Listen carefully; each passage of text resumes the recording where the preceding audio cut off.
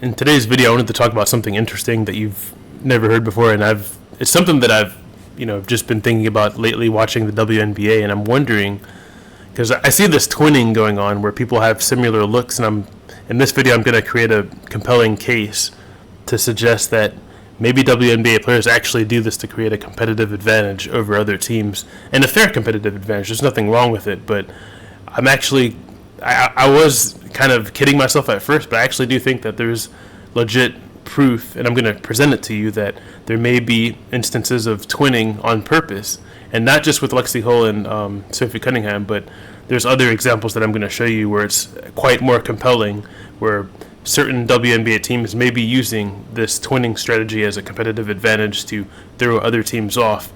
And I'm not saying that any two WNBA players look alike, because they do not. But on the court, from a distance, you don't really look at people's face. Generally you don't look at people's face.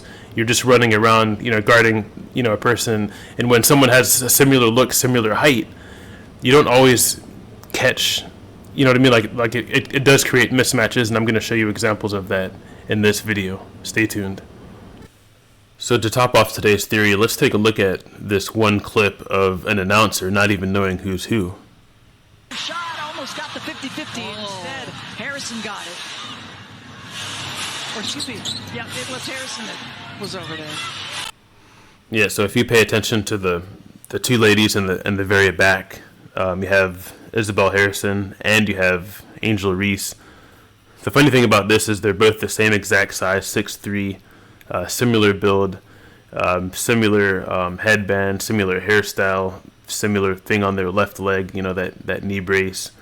I don't know. I just think that there's something to this. I think there is a way to gain some type of competitive advantage, because you don't really know who's who, especially if you're in the heat of the battle. It's kind of hard to sometimes it might be hard for the person that's picking them up.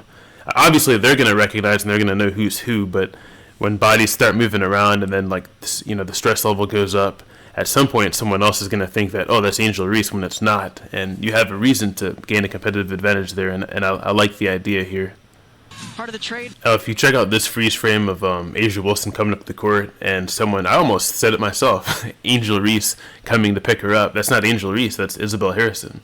So it does create a competitive advantage, because even though at the time Asia Wilson knows who that is, but what happens is people start running around, and you're not really looking people in the face in basketball. It's just happening so fast, you have no opportunity to look people in the face. Oh, that's Isabel Harrison, that's Angel Reese. Nope, you don't have that opportunity. You're looking at people through your peripheral vision. So what happens is this creates a mismatch. This creates a competitive advantage for the other team, because you don't really know who's who at the time. When people start running around and then people start switching and getting picked up, it's just kind of funny. It just creates this dynamic of illusion, who's who. They look exactly the same from a distance, and when you're using your peripheral vision. Now, another example to pay attention to is Nafisa Collier and Kayla McBride. If you look at number 24 at the top of the screen, and the reason I showed them from this distance is because none of the players actually look anything alike, but from a distance, it does kind of create a competitive advantage, because you can't really see who's who when you start running around, and you don't really get a good look at the person's face. Skin tones are actually pretty similar. 5'11" versus 6'1". I mean, they're similar in height. So this is, from the Minnesota Lynx, this is another one to pay attention to. Now, this could all be a stretch. Like I said, it's probably just a stretch, maybe a coincidence, but there's no reason not to have a similar look, during the course of a game, because you can create this competitive advantage.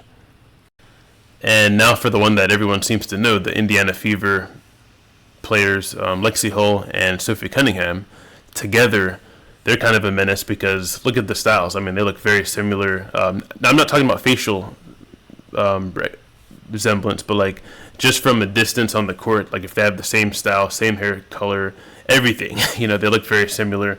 Both white, both very close in height. You could tell Lexi Hull's probably slightly taller, but over the course of a game, it's just going to be a menace for other teams, because they don't really know who's who at a lot of times, and a lot of times they're not even on the floor at the same time. But if you look at Lexi Hull, she was second in the league in 3-point shooting last season, second in the league only to one other person. Sophie Cunningham's game is very different, so you're going to guard them very differently. So the problem with that for other teams is that, obviously, like I said, you're not looking at them in the face. You're looking at them in your peripheral vision. So you're running around trying to guard who. And the problem with Lexi is you're going to want to keep her from taking the three-point shot.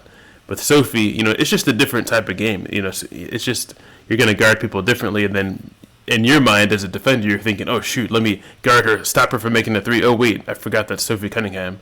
And Sophie Cunningham could shoot, but she's not nearly as lethal as Lexi Hull is from three. So you're just going to guard everyone differently, and their styles are two completely different styles, and it just creates that competitive advantage. I don't know. It's very interesting, though. It's a very interesting dynamic, and I like the idea here. I'm not saying that it's a bad thing to do. I think it's actually great. I think every team should do everything they can to create a legal competitive advantage, and I definitely don't blame them for that. So finally, I'd love to get your thoughts in the comments below. What do you guys think, though? Do you guys think that this is just a coincidence, or is there something to this? Do you think it's very possible that they could be doing this on purpose? Like I said, these aren't the only examples. There's plenty of, mainly the ones that I showed you, but it just seemed like there's plenty of reason to think that they might be doing this on purpose to create some type of competitive advantage, and I'm all for it.